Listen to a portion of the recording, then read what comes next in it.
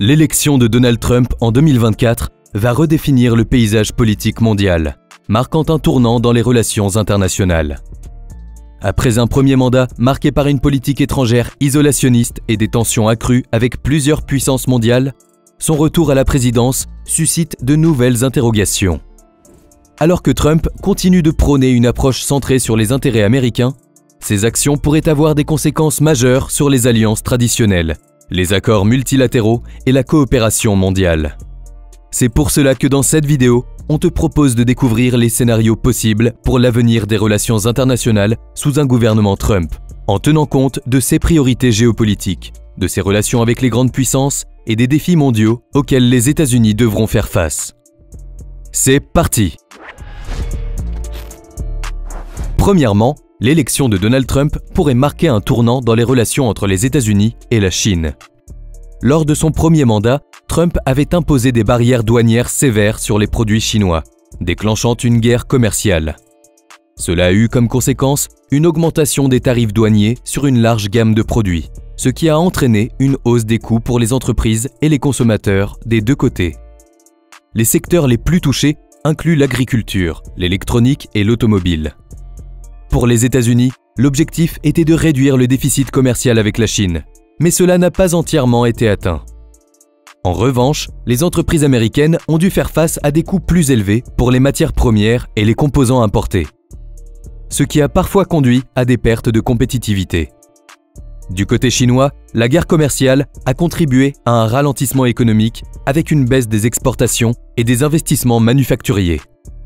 La Chine a également riposté en imposant ses propres tarifs sur les produits américains, ce qui a affecté les exportateurs américains.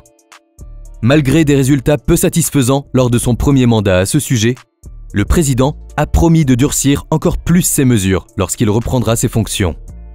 Il prévoit notamment d'imposer des droits de douane élevés jusqu'à 60% sur les produits chinois et de 10 à 20% sur toutes les autres importations américaines.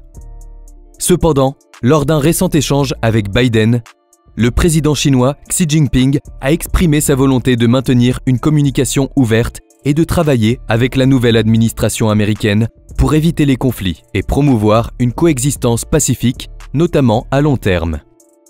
Cependant, cela pourrait ne pas être suffisant pour que les deux pays trouvent un compromis.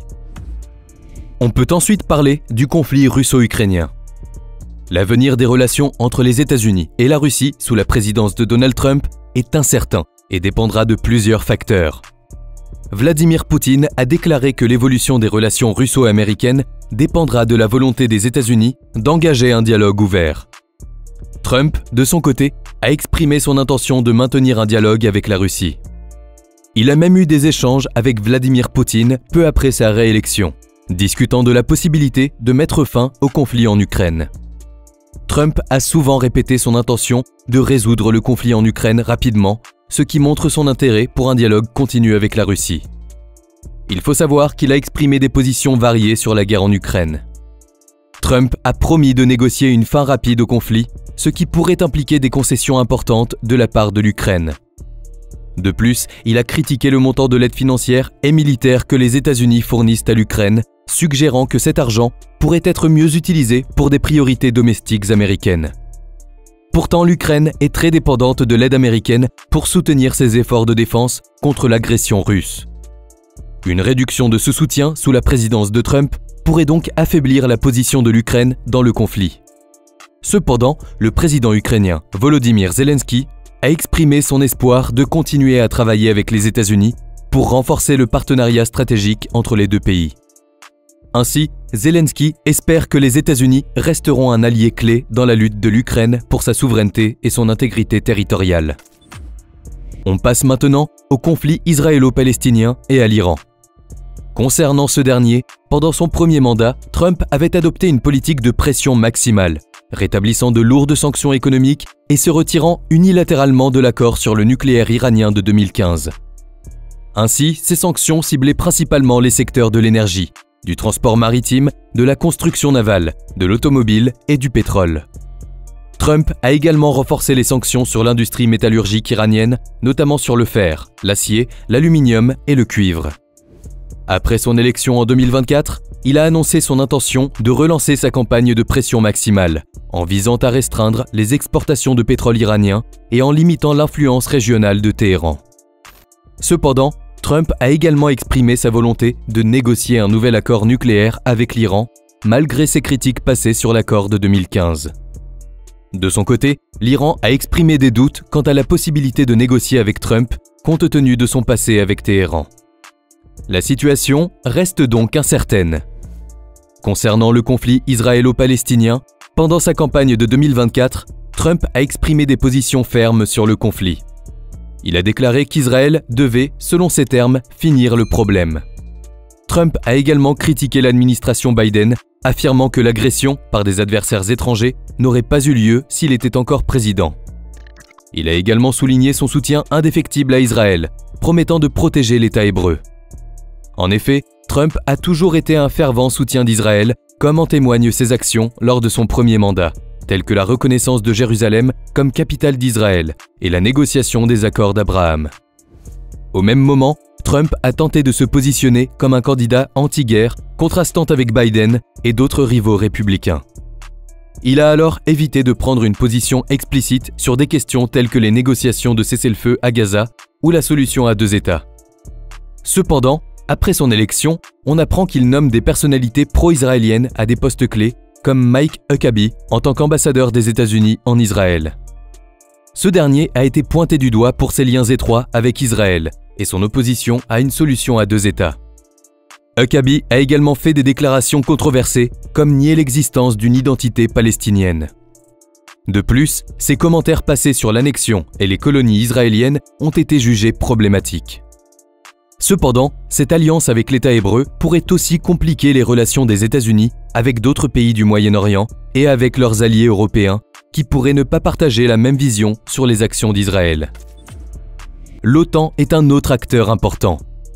Trump a déjà exprimé des critiques sévères à l'égard de l'organisation, notamment en remettant en question l'engagement des États-Unis à défendre les alliés de l'OTAN en cas d'attaque. Il a également insisté pour que les membres augmentent leurs dépenses militaires, ce qui a suscité des inquiétudes parmi les alliés européens. En effet, Trump a critiqué l'OTAN pour ce qu'il considère comme une répartition inéquitable des charges, affirmant que les États-Unis supportent une part disproportionnée des coûts de défense de l'Alliance. Il a même évoqué la possibilité de retirer les États-Unis de l'OTAN si les autres membres ne contribuaient pas davantage. Cependant, selon ses dires, il ne cherchera pas à affaiblir l'OTAN, mais plutôt à renforcer la contribution des autres membres. Il ne faut pas non plus oublier que les relations avec l'Union européenne pourraient être marquées par des tensions commerciales, Trump ayant déjà exprimé des critiques sévères à l'égard des politiques commerciales de l'Union européenne. Mais ce n'est pas tout. Il y a aussi la Corée du Nord. Lors de son premier mandat, Trump a adopté une approche à la fois agressive et diplomatique envers Pyongyang. Il a menacé la Corée du Nord en 2017, mais a ensuite rencontré Kim Jong-un à plusieurs reprises, marquant une première historique pour un président américain. Pendant sa campagne de 2024, Donald Trump a exprimé son intention de reprendre les discussions avec Kim Jong-un. Il a souligné son désir de poursuivre la diplomatie qu'il avait entamée lors de son premier mandat, malgré les critiques sur l'absence de résultats concrets. Cependant, la situation reste tendue, surtout avec la multiplication des essais balistiques de la Corée du Nord. Enfin, brièvement, le Maroc pourrait bénéficier d'un renforcement des relations bilatérales avec l'élection de Trump. D'ailleurs, ce dernier avait reconnu la souveraineté du Maroc sur le Sahara occidental lors de son premier mandat, et cette dynamique pourrait se poursuivre. Concernant le reste de l'Afrique, il a promis de renouveler l'African Growth and Opportunity Act, qui permet aux pays africains éligibles d'accéder aux marchés américains sans droit de douane. Cependant, il a également critiqué certains pays africains pour leur manque de conformité avec les conditions de ce programme, notamment en ce qui concerne leur position sur la guerre en Ukraine. L'élection de Donald Trump en 2024 promet donc de remodeler l'échiquier géopolitique mondial, avec des impacts significatifs sur les relations internationales. De la Chine à la Russie, en passant par le Moyen-Orient et l'OTAN, chaque acteur devra s'adapter à une politique étrangère axée sur les intérêts américains et marquée par une approche parfois imprévisible. Si cette présidence soulève des espoirs pour certains, Elle suscite également des inquiétudes quant à la stabilité mondiale et la coopération multilatérale.